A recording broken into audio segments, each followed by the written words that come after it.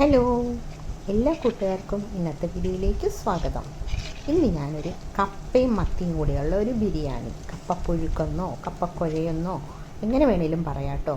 അപ്പോൾ എല്ലാവരും മത്തിയും കപ്പയായിട്ടൊക്കെ പുഴുക്കുണ്ടാക്കാറുണ്ടല്ലോ. ഞാൻ വെക്കുന്ന ഒരു ഡിഫറെൻ്റ് ആയിട്ടുള്ള രീതിയാണ് കേട്ടോ. ഇവിടെയൊക്കെ വെക്കുന്ന രീതിയാണ് എൻ്റെ അമ്മയൊക്കെ ഉണ്ടാക്കുന്ന രീതിയാണ് കേട്ടോ ഇത്.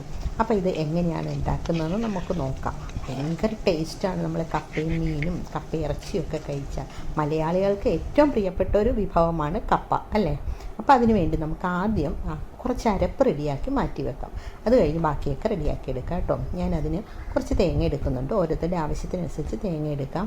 അതിനുള്ളിലേക്ക് കുറച്ച് പച്ചമുളക്, കാന്താരി, ചെറിയ ഉള്ളി, പിന്നെ ഒരു കുഞ്ഞ് കഷ്ണം ഇഞ്ചി, പിന്നെ അല്പം മഞ്ഞൾപ്പൊടി, കുറച്ച് ഒരു അര ടീസ്പൂൺ മുളക് പൊടി ഇടുന്നുള്ളൂ. മുളക് പൊടി കൂടുതൽ ഇടുന്നില്ല, പച്ചമുളകും കാന്താരിയാണ് കൂടുതലിടുന്നത്.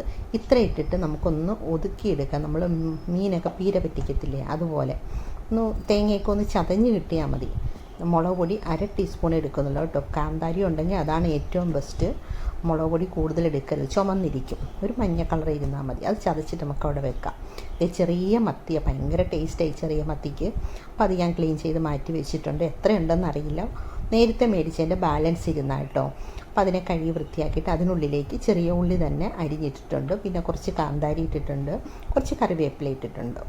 അപ്പോൾ ഈ ചെറിയ ഉള്ളി, സവോള ഇടരുത്. ഉള്ളി ഇടുമ്പോഴാണ് നമുക്ക് ഇതിനൊരു പ്രത്യേക ടേസ്റ്റൊക്കെ ഉണ്ടാകും. നമ്മൾ ചില കറികളൊക്കെ വെക്കുമ്പോൾ ചില കാര്യങ്ങളൊക്കെ അതുപോലെ തന്നെ വേണം അല്ലേ. മഞ്ഞൾപ്പൊടി, ആവശ്യത്തിനുള്ള ഉപ്പിട്ടിട്ട് പിന്നെ അതിനകത്തേക്ക് നമ്മൾ ഒതുക്കി വെച്ചിരിക്കുന്ന തേങ്ങയും കൂടി ഇടുകയാണ്. പിന്നെ കുറച്ച് പുളി ഒഴിക്കുന്നുണ്ട് കേട്ടോ. കുടംപുളിയാണ് ഇവിടേക്ക് ഒഴിക്കുന്നത്. അപ്പം പുളി ഒഴിച്ചെല്ലാവരും ചെയ്യാറുണ്ടോ എന്ന് എനിക്കറിയില്ല. പുളി ഒഴിക്കുന്നതാണ് ഏറ്റവും നല്ല കേട്ടോ. അപ്പോൾ ഈ ഉപ്പൊക്കെ ഇട്ട് കഴിഞ്ഞപ്പോഴത്തേക്കും ഒന്ന് കൈ കൊണ്ടൊന്ന് ജസ്റ്റ് ഒന്ന് തിരുമ്മി അതിനെ ഒന്ന് യോജിപ്പിക്കുകയാണ്. അതിനുശേഷം കുടംപുളിയും വെള്ളവും 2-3 കഷ്ണം പുളിയും കൂടെ ഇട്ടിട്ട് ആവശ്യത്തിന് വെള്ളവും കൂടെ ഒഴിച്ചിട്ട് നമുക്കതിനെ നല്ലതുപോലെ ഒന്ന് പറ്റിച്ചെടുക്കണം. മീൻ പീര പറ്റിക്കുന്ന പോലെ തന്നെ പറ്റിച്ചെടുക്കണം കേട്ടോ. സാധാരണ എല്ലാവരും മത്തി കപ്പയ്ക്ക് എടുക്കുമ്പോഴത്തേക്കും മത്തിയിൽ മഞ്ഞൾപ്പൊടി, മുളക് പൊടി, ഉപ്പൊക്കെ ഇട്ട് വേവിച്ചിട്ട് അതിനെ മുള്ള് മാറ്റി അതിൻ്റെ ഫ്ലഷ് എടുത്തിട്ടാണല്ലോ ചെയ്യുന്നത്. പക്ഷേ ഇതുപോലെ പീര പറ്റിച്ചിട്ടൊന്ന് ചെയ്ത് നോക്കണം കേട്ടോ. സൂപ്പർ ടേസ്റ്റാണ്. അപ്പോൾ ഇതിനെ നമുക്കൊന്ന് പറ്റിച്ചെടുത്തിട്ട് വരാം. അത് കഴിഞ്ഞിട്ട് നമുക്ക് അതിൻ്റെ മുള്ളൊക്കെ എങ്ങനെയാണ് മാറ്റുന്നതെന്ന് നോക്കാവേ.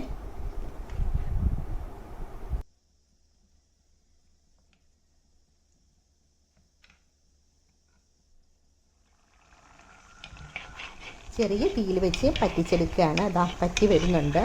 നന്നായിട്ട് സ്പൂൺ കൊണ്ട് ഇളക്കുകയാണ്. നമുക്കിത് ഉടഞ്ഞു വന്നാലും കുഴപ്പമൊന്നുമില്ല. ഇനി ഇതിൻ്റെ മുള്ള ഇളകി വരാനുള്ളതല്ല. ഈ സമയത്ത് നമ്മൾ ഇളക്കുമ്പം ചെറിയ മത്തിയല്ലേ, അതിൽ നിന്ന് മുള്ളൊക്കെ ഇങ്ങനെ ഇളകി വരും. അപ്പോൾ അത് ആ തീ നമുക്ക് ലോ ഫ്ലെയിമിൽ ഇട്ടുകൊണ്ട് കുടഞ്ഞെടുത്ത് നമുക്ക് ആ മുള്ള് മാറ്റാവുന്നേ ഉള്ളൂ കേട്ടോ.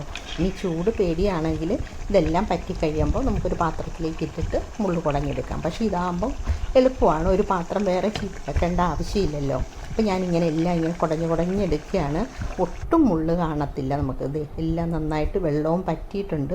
ഈ കൂട്ടത്തിൽ തന്നെ മുള്ളിനോടൊപ്പം തന്നെ നമുക്ക് വേണ്ടാത്ത കുടംപുളിയുടെ കഷ്ണം ഉണ്ടാവുമല്ലോ, അതുമൊക്കെ നമുക്ക് പെറുക്കി കളയണം.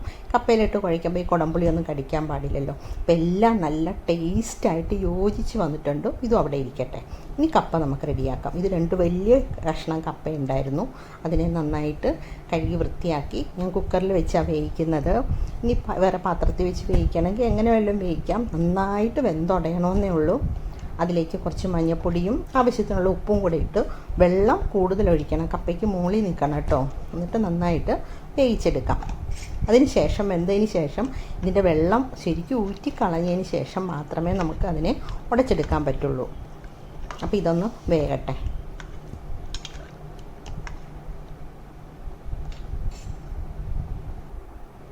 നല്ല കപ്പയായതുകൊണ്ട് പെട്ടെന്ന് വെന്ത് കിട്ടി. അതിൻ്റെ വെള്ളമൊക്കെ കളഞ്ഞതിന് ശേഷമുള്ളതാണ്.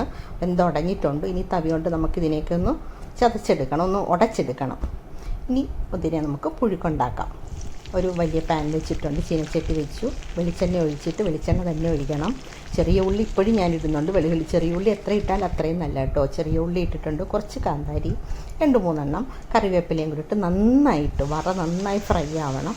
അതിനകത്തേക്ക് കപ്പയുടെ വെന്ത കപ്പ അങ്ങോട്ട് ഇട്ട് കൊടുക്കാം. ഇനിയിപ്പോൾ ഇങ്ങനെ എണ്ണ വെച്ച് ചെയ്തില്ലെങ്കിൽ നമ്മൾ കുഴച്ചതിന് ശേഷം അവസാനം വറതാളിച്ചിട്ടാലും മതി കേട്ടോ. അപ്പോൾ കാണാനും ഭംഗിയായിരിക്കും. അപ്പോൾ കപ്പയൊക്കെ ഇതിനകത്തിട്ടിട്ട് നന്നായിട്ട് കുഴച്ചെടുക്കുകയാണ്.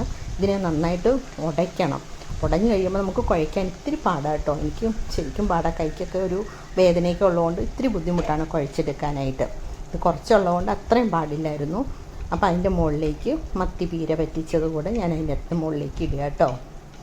ഇനിയാണ് നമ്മൾ ഇതിനെ ടേസ്റ്റ് ആക്കുന്നത്. ഈ കുഴയ്ക്കുന്നതിലാണ് അതിൻ്റെ ടേസ്റ്റ്. നല്ലതുപോലെ കുഴച്ചെടുക്കണം. ഒരു തടിയുടെ ചട്ടകമൊക്കെ ആണെങ്കിൽ നമുക്ക് സൂപ്പറായിട്ട് കുഴച്ചെടുക്കാൻ പറ്റും കേട്ടോ. ഈ തവി കൊണ്ട് ഭയങ്കര പാടാണ്. ഞാനൊരു സ്പൂണ് കൊണ്ട്, ഇച്ചിരി നീളത്തിലുള്ള സ്പൂണ് കൊണ്ടാണ് കുഴച്ചെടുക്കുന്നത്. ഇത് കുഴയും തോറും നമുക്ക് ഇത്തിരി ടൈറ്റായിട്ട് വരുമല്ലോ, നന്നായിട്ട് യോജിപ്പിച്ചെടുക്കണം. അപ്പോൾ ഇത് യോജിപ്പിച്ചൊക്കെ കഴിയുമ്പോഴത്തേക്കും നമുക്ക് കഴിക്കാൻ ചോറിൻ്റെ കൂടെയോ വെറുതെ കഴിക്കാനോ ഒക്കെ അടിപൊളി ടേസ്റ്റാണ്. ഇത് ഇറക്കി ഇതെല്ലാം റെഡിയായി കഴിഞ്ഞാൽ അതിൻ്റെ പുറത്തേക്ക് കുറച്ച് കറിവേപ്പിലയും കുറച്ച് വെളിച്ചെണ്ണയും കൂടെ ഒഴിച്ചിട്ട് നമുക്ക് ഉച്ച സമയത്തോ എപ്പോൾ വേണമെങ്കിലുമൊക്കെ കഴിക്കാം. അപ്പോൾ ഇതുപോലെ മത്തി പീര പറ്റിച്ചിട്ട് കപ്പ ബിരിയാണി ഉണ്ടാക്കാത്തവരുണ്ടെങ്കിൽ ഒന്ന് ട്രൈ ചെയ്ത് നോക്കണേ. കിട്ടില്ല ടേസ്റ്റാണ്. അപ്പോൾ ഇന്നത്തെ വീഡിയോ ഇത്രയൊക്കെ ഉള്ളൂ. ഇഷ്ടമായെങ്കിൽ ലൈക്ക് ചെയ്യുക. Thanks for watching.